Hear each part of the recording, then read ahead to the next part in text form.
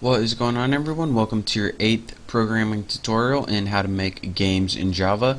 And in this tutorial we're going to be talking about animation. Now, we already learned how to load images, and now that we have those images we can begin animating them.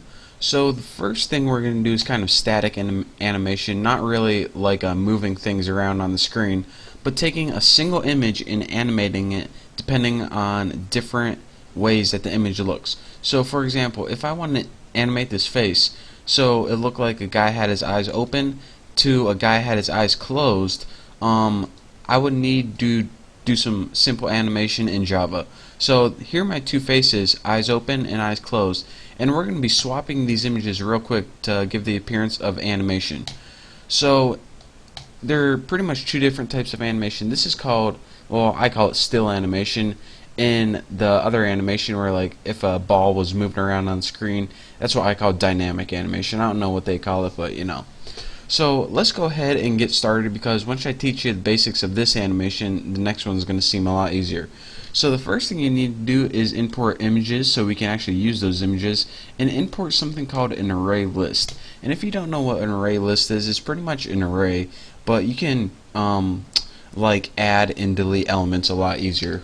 So let's go ahead and put, well, let's utilize that first, private array list, and I'm going to name mine scenes, just like that. So now we have pretty much an array list called scenes, and what a scene is going to be is it's pretty much a picture.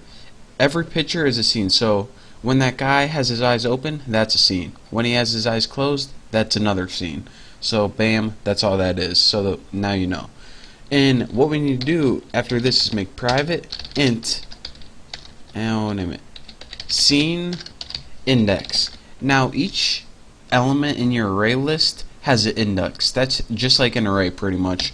So in pretty much these are going to be the elements in this array list right here. So simple enough, easy enough so far. And now what we need is variables for two times. Private long movie time, and if you couldn't guess, this is going to be the actual time of your animation.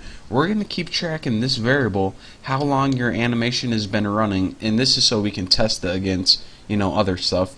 But this is pretty much going to be the total time that your animation has been running, or your movie. And now let's go ahead and make private long total time. And this is just going to keep track of the total amount of time that's allowed your animation to play. And why do we need two different movie times? Because we're going to be comparing these.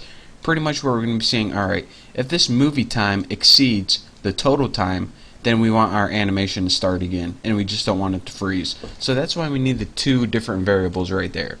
So now that we got a bunch of variables, let's go ahead and, well, let's go ahead and make our constructor first. So I'm going to name it private and whatever I name my class, animation, and let's go ahead and build a constructor.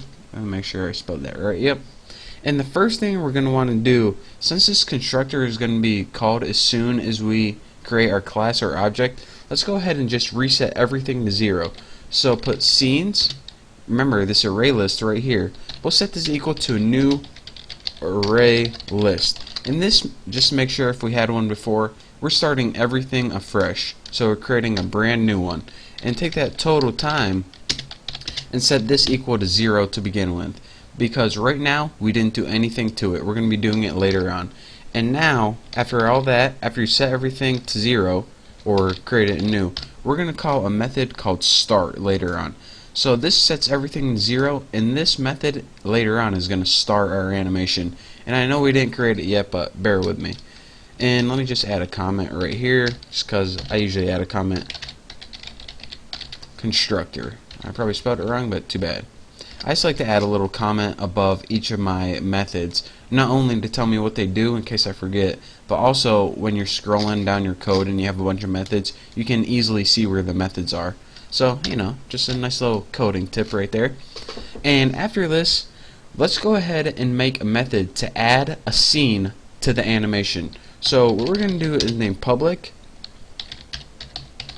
synchronized, and what synchronized means in Java is you can only run this method at a time. So if we had a thread that was able to run two methods at once, we would only want to run this one, and then when this is done, we can run the other one instead of running at the same time. And if you're like, alright, Bucky, why would you not want to run two methods at the same time? It's stupid. You're making your program go slower. Well, sometimes it's necessary, and this is because if you have two methods that like changed a number or changed a variable, then when one method ran and the other method ran at the same time, then you might have the output change variable in two different ways. One would set the number equal to 5 and one would set the number equal to 15. So if you have them synchronized, then you always know that they're going to wait for the other one. Then you have better control over your program. You'll see later on, but just name this method add scene, and this is going to take two parameters. Now we need two different pieces of information to add a scene to our animation or movie. We need an image to add because, you know, what face do you want to add? Eyes closed or eyes open? And now you need a time. So once you say, alright, I'm going to add this image, the time is how long do you want the image to appear on that screen? 1 second, 1 hour? So for my first one, I'd put something like add scene face 1, since that's the name of my face with my eyes open, and I'll put something like 0.2 seconds. So bam. And now let's go ahead and change that total time variable. So total time plus equals t. And why am I doing this? Every time I add a scene to total time, this total time is going to pretty much be the sum of all the individual scenes. So if I have 3 scenes for a second each, this total time is 3 seconds. So now we know our animation is only supposed to be 3 seconds long, and that way we can compare other times to it, and that way we have something steady to compare. And now what I need to do is, now that I got that total time, I actually need to add, well, you'll see, scenes. And this is pretty much, remember the array list we created out here, we need to add an object to the scenes array list. Now let's go ahead and add that first argument. So what do we want to add to this special array list called scenes? Well, we're going to be creating, each scene is going to be its own object. We're going to be creating a whole different class, and specifically to store these scenes. And I'm just going to name it one scene because each object is going to be only one scene. So again, one more time, each picture in essence is going to be an object, aka a scene. So this, we're going to build a constructor in this that takes two parameters: the image itself, what picture do you want to put, and the total time. So now with that, remember, we're going to build a class called OneScene later on, and this constructor is going to take the image and the total time, and we're going to be doing some stuff to it. But for right now, every time you call this method add scene, it's going to change the total time to the appropriate amount, and it's also going to add a new element to the scenes array list. So if I had 3 pictures in here, this scenes array list would have 3 elements in it, and also it would create a new object, and this is just so we can use it later on. But for now, let's just go ahead and add my comment. Add scene to array list and set time for each scene.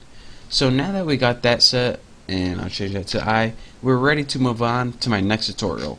But for now, that's all you get for this tutorial. But I just want to thank you guys for watching. Don't forget to subscribe. I'm having an awesome time doing this. Can't wait to teach you some more. So again, thank you. Don't forget to subscribe, and I'll see you next tutorial.